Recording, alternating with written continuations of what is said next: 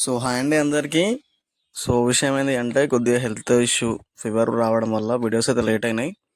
మళ్ళీ ఇంకో విషయం ఏంటంటే ప్రిపరేషన్ స్టార్ట్ చేసిన. వాట్సాప్లో అయితే నేను రిప్లై ఇవ్వకపోవచ్చు మీకు. అది గమనించండి. అయితే చాలా రోజులుగా అడుగుతున్న విషయం ఏంటి అని అంటే అన్న రడా హుస్సేన్ గారి యొక్క స్టోరీ చెప్పండి అని అనడం అయితే జరుగుతుంది. ఇక్కడ రడా హుస్సేన్ గారు అన్న, ఇమామి హుస్సేన్ గారు అన్న, రంగు హుస్సేన్ అన్న, రన్ హుస్సేన్ అన్న, వీళ్ళంతా కూడా ఒక్కరే. అంటే నార్మల్గా ఇప్పుడు మనకైతే ఇలా ఇప్పుడు ఒక బిరుదులు ఉంటాయి కదా, వాళ్ళకు కూడా అట్లాంటి బిరుదులు అన్నట్టు రాడా హుసేన్ ఇట్లా. ఇప్పుడు మనం ఉన్న మన నిక్ నేమ్స్ ఉంటాయి కదా, అట్లా. అంటే ఇది నిక్ నేమ్ అని కాదు, బట్ ఆయనకున్నటువంటి వివిధ పేర్లు అనే అర్థం. పెద్ద సవారీ అంటారు, పెద్ద సవారీ అంటారు, బడే సర్కార్ అంటారు. ఆయన కూడా ఇమామే హుస్సేన్ గారు. ఈయన స్టోరీ ఏంటంటే నార్మల్గా ఇమామే హుస్సేన్ గారు ముహమ్మద్ ప్రవక్త సల్లల్లాహు అలైహి వసల్లం గారు, అంటే ఇస్లాం యొక్క ప్రవక్త గారు అయినటువంటి ఈ యొక్క ముహమ్మద్ ప్రవక్త గారి యొక్క మనవడు. అంటే ఈ ఫాతిమా గారి, అంటే ముహమ్మద్ ప్రవక్త యొక్క కూతురైనటువంటి బీబీ ఫాతిమా గారి యొక్క మరియు అలీ గారి యొక్క సంతానం ఇమామే హుస్సేన్ గారు మరియు ఇమామే హసన్ గారు. అయితే ఇమామే హుస్సేన్ గారు వీరు చిన్నతనంలో స్టోరీస్ ఉన్నాయి, తర్వాత మాట్లాడుకుందాంలే. వీరు ఏంది అని అంటే బైత్, అంటే ఈ యజీద్ చక్రవర్తి అనే ఒక క్రూరమైనటువంటి ఒక రాజు ఈయనని బైత్ చేయమని అడుగుతాడు. అంటే ఆయనకి ఏంది అంటే మనం బైత్ అని అంటే ఎట్లా చెప్పాలంటే, బైత్ అని అంటే చేతులు కలుపు, నాతోటి నువ్వు ఉండు అని ఇమామే హుస్సేన్ గారిని యజీద్ చక్రవర్తి అనే ఒక పర్సన్ ఆ కర్బలా మైదానంలో ఆపేసి ఇలా అడగడం జరుగుతుంది. అయితే ఇమామే హుస్సేన్ గారు దానికి అంగీకరించారు. ఎందుకంటే నేను నా యొక్క దేవుడు చూపించిన, నా ప్రవక్త గారు చూపించిన సత్యము వైపు మాత్రమే ఉంటాను, నేను అసత్యము ఈ దుష్ట పాలనకి వెళ్ళి నేను ఉండను, ప్రజల కోసమే నిలబడతా అని ఈయన ఎదిరించడం జరుగుతుంది. దీనికి ఇది తిరస్కారంగా మన యజీద్ చక్రవర్తి అనే ఆ పర్సన్ భావించి ఇమామే హుస్సేన్ గారిపై దండయాత్ర ప్రకటించడం జరుగుతుంది. అయితే అప్పుడే వీళ్ళు వేరే ప్రాంతానికి, వేరే వాళ్ళను ఇస్లాంలోకి ఇమామే హుస్సేన్ గారు తీసుకోవడానికి బయలుదేరుతారు అన్నాడు. అంటే వేరే వాళ్ళని కలుపుకోవడానికి బయలుదేరుతారు. ఆ కర్బలా మైదానం రాగానే వీళ్ళు పన్నాగ వేసి వీళ్ళనేది అంటే ఆపోజిట్ క్యాండిడేట్స్, యజీద్ వాళ్ళ క్యాండిడేట్స్ అనేవాళ్ళు వీళ్ళని ఆపేసి ఇట్లా చేయడమే జరుగుతుంది. ఈ ఈ యొక్క కర్బలా యుద్ధంలో 72 మంది ఇమామే హుస్సేన్ గారి యొక్క వాళ్ళ రిలేషన్స్ అయినా కావచ్చు, ఆయన అనుచరులైనా కావచ్చు, వీళ్ళందరూ కూడా అంతా వాళ్ళ ఫ్యామిలీ మెంబర్స్ కూడా మొత్తం కూడా 72 మంది ఇమామే హుస్సేన్ గారితో ఉండడం జరుగుతుంది. వాళ్ళైతే 4000 సైన్యం అని నేనైతే ఒక బయాన్లో విన్నాను. వాళ్ళతోటి వీళ్ళైతే పోరాడి వీరోచితంగా పోరాడైతే వీరమరణం పొందడం జరుగుతుంది. అయితే స్పెషల్గా ఈ కర్బలా గురించి ఇంకొక ఫుల్గా ఒక చేస్తాను. అంటే ఫస్ట్ డే ఎవరు వెళ్ళారు, సెకండ్ డే ఏమైంది, థర్డ్ డే ఏమైంది అనేది. అంటే ఎట్లానంటే ఇమామే హుస్సేన్ గారికి అంతకుముందుకే తెలుసు. ఆయన ఫస్ట్ డే యుద్ధం స్టార్ట్ కాకముందుకే ఆయన కలలో వాళ్ళ యొక్క నాన్నగారు, అంటే తాతగారు వచ్చి మొహమ్మద్ ప్రవక్త గారు వచ్చి వాళ్ళైతే చెప్పడం జరుగుతుంది, నువ్వు ఇట్లా షహీద్ అయిపోతావు అది ఇది అని చెప్తే కూడా ఈయనకు ఆల్రెడీ తెలుసు నేను చనిపోతా, విరమరణం పొందుతా అని. బట్ అయినా కానీ సత్యం కోసం ఈయన యొక్క యుద్ధాన్ని అయితే కొనసాగించడం జరుగుతుంది. అయితే ఈ ఒక్కొక్క రోజు ఒక్కొక్కరు పంపిస్తూ ఉంటాడు అన్నట్టు. అయితే ఫస్ట్ ఏంటిది, ఒకరు వస్తే ఒకరు, అంటే వీళ్ళ సైడ్ నుండి ఒకరు వెళ్తే వాళ్ళ సైడ్ నుండి ఒకరు వచ్చేసి యుద్ధం చేసేది. అట్లా ఫస్ట్ డే ఈయన వీళ్ళ సమూహంలో ఉన్నటువంటి ఇమామే హుస్సేన్ గారి యొక్క సమూహంలో ఉన్నటువంటి అత్యంత వృద్ధుని పంపిస్తాడు. ఆ వృద్ధుడు అనేట ఆయనే, అంటే చాలా ఓల్డ్ పర్సన్, 40 మందిని చంపిస్తాడు. 40 మందిని చంపేసరికి అటువైపు ఉన్నటువంటి యజీద్ సైన్యంకి భయం వేస్తుంది. అబ్బో, ఒక గంత ముసలాయననే 40 మందిని చంపిండారంటే ఇంకా వాళ్ళందరూ వస్తే మన పరిస్థితి ఏంది అని మళ్ళీ వీళ్ళు ఏమంటారు అని అంటే ఆపోజిట్ క్యాండిడేట్స్, లేదు మేము అందరం వస్తాము, మీరు ఒక్కరు రండి అని అట్లా తలపడడం జరుగుతుంది. వన్ డే ఒకరు అట్లా పంపించడం అయిపోతాడు. అంటే వన్ డే అని కాదు, చనిపోగానే ఇంకొకరిని అట్లా పంపిస్తూ తన పిల్లల్ని కోల్పోతాడు.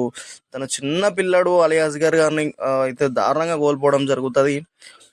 దాని గురించి నేను మళ్ళీ స్టోరీస్ చెప్తాను. అయితే లాస్ట్కు ఇమామే హుస్సేన్ గారి యొక్క టైం వస్తుంది, ఇక ఆయన వెళ్ళాల్సిన టైం వస్తుంది.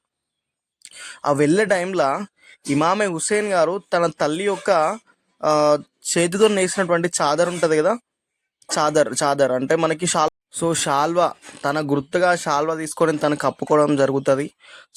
ఆ ఆ గుర్తుగానే మనం ఈరోజు తనకి ఈ దట్టీలు సమర్పించడం, మనం ఇమామే హుసేన్ గారు మన పీర్ల పండుగలో కానీ మొహరంలో కానీ దట్టీలు వేస్తూ ఉంటాం. సో దానికి గుర్తుగానే మళ్ళీ ఒకటి ఏంటంటే తన తాతగారి యొక్క తలపాగా ఉంటుంది. సో మొహమ్మద్ ప్రవక్త గారి యొక్క తలపాగా ధరిస్తాడు అన్నట్టు, ధరించి నెత్తికి పెట్టుకుంటాడు.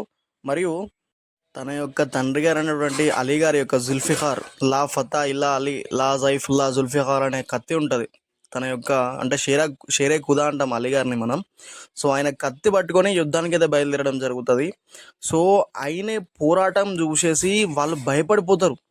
ఆయన వీరోచితంగా పోరాడతారు. ఎందుకనంటే తన తల్లి యొక్క రక్షణ ఉంది, తన యొక్క తండ్రి యొక్క బలం ఉంది కత్తిలో, అండ్ ప్రవక్త గారి యొక్క దీవెన ఉంది తన తలపాగాలో. ఇక ఆయన ఎదుర్కోలేకపోతాడు.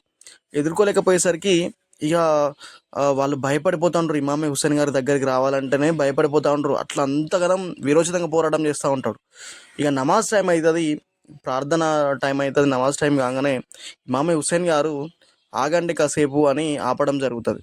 ఆపిన తర్వాత నమాజ్ సమయం అయింది.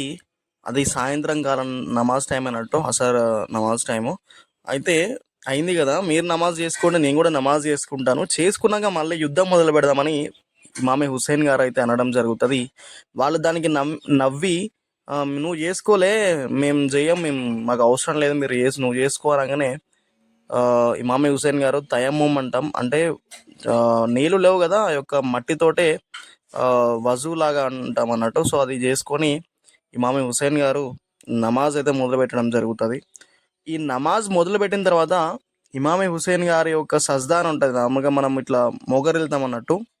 సో నమాజ్ స్టార్ట్ చేయగానే ఆయన మోకరిల్లగానే వీళ్ళల్లో ఎవరైతే ఉంటారో, సో యజీద్ చక్రవర్తి యొక్క అనుచరులు ఎవరైతే ఉంటారో, ఇమామే హుస్సేన్ గారు నమాజ్ అయిపోయిందని అంటే మనం బతకలేము, సో ఆయన యుద్ధాన్ని మనం అయితే గెలవలేము ఖచ్చితంగా, ఆయన ఒక్కడైనా మన 40,000 మంది ఉన్న ఒక్కటే, ఆయన మనల్ని ఖచ్చితంగా చంపేస్తాడు అనే భయంతో ఆయన నమాజ్లో ఉన్న టైము కరెక్ట్గా సజ్దాకి వెళ్ళిన తర్వాత ఒక కత్తి తీసుకొని తన యొక్క తలనైతే రెండు భాగాలుగా ఇట్లా తలను మొండాన్ని, అంటే బాడీని తలను అయితే వేరు చేయడం జరుగుతుంది. సో అంటే డైరెక్ట్గా ఎదుర్కోలేక దొంగ దెబ్బ తీసి చంపడం అయితే జరుగుతుంది ఇమామే హుస్సేన్ గారిని. కానీ నేను చెప్పే విషయం ఏంటి అని అంటే, ఇమామే హుస్సేన్ గారు అయితే చనిపోయినట్టు కాదు. అకార్డింగ్ టు ఖురాన్ కూడా ఎవరైతే అల్లా యొక్క రాస్తాలో, అంటే అల్లా యొక్క మార్గంలో సత్యం సో చనిపోతారో వాళ్ళు చనిపోయినట్టు కాదు, వాళ్ళు ప్రళయ దినం వరకు, అంటే కాలం అంటే మన ప్రపంచం అంతమయ్యే వరకు కూడా వాళ్ళు ఇంకా సజీవంగా ఉన్నట్టు లెక్కనే అని మన పవిత్రమైనటువంటి ఖురాన్లో ఉంది. సో అదేవిధంగా మనం ఈరోజు వాళ్ళు సరే వీర త్యాగం చేసిరు సత్యం కోసము, న్యాయం కోసము, సో వాళ్ళ ప్రాణత్యాగం అయితే గొప్పది. సో బట్ వాళ్ళు చనిపోయినట్టయితే కాదు, మేమైతే అలా భావించము. వాళ్ళు చనిపోయినట్టు మనం కూడా ఎన్నడూ అలా భావించవద్దు, వాళ్ళు మనతో ఉన్నట్టే ఇంకా. సో అందుకే మన మొహరంలో కూడా ఈ మొహరం పీర్ల పండుగలు ఏంది అని అంటే, నార్మల్గా వేరే వాళ్ళ వాళ్ళు ఏంటంటే వాళ్ళ తలాలు నరికేసి ఇట్లా ఎగరడం ఇదంతా చేస్తున్నారు మీరు అని అంటారు, కానీ అది కాదు. మనం వారి యొక్క త్యాగానికి గుర్తుగా మనం ఈ పండగ చేసుకోవడము, వాళ్ళు మనతో ఉన్నట్టు సవార్లు అంటే మేమైతే వాళ్ళని ఒక ఇమామ్ హుస్సేన్ గారి లాగానే చూడడము, ఒక మనలాగా ఒక మనిషిలాగా మేము సవాళ్ళను భావించడము, వాళ్ళని ప్రేమగా చూసుకోవడం, ఇదంతా చేస్తూ ఉంటాం. ఇది ప్రేమ గుర్తు. సో ఇది అన్నట్టు ఇమామే హుస్సేన్ గారి యొక్క స్టోరీ. రడా హుస్సేన్ గారు అన్న, ఇమామే హుస్సేన్ గారు అన్న అంతా కూడా ఒకటే. సో ఇంకా నేను పూర్తి కర్బలా వన్ డే వన్ ఎవరెవరు వెళ్ళారు, ఎలా చనిపోయారు, ఏమైంది, సో అదంతా కూడా ఒక 10 minutes వరకు నేను స్టోరీ అయితే చేస్తాను. సో నెక్స్ట్ ఒక టూ వీడియోస్ తర్వాత అలా. సో వాట్సాప్లో అయితే నేను మెసేజ్ ఇవ్వలేను, దయచేసి అర్థం చేసుకోండి. సో నేను ప్రిపరేషన్లో ఉన్నా. So thank you so much for watching our video. Doubts ఉంటే కింద కామెంట్ చేయండి.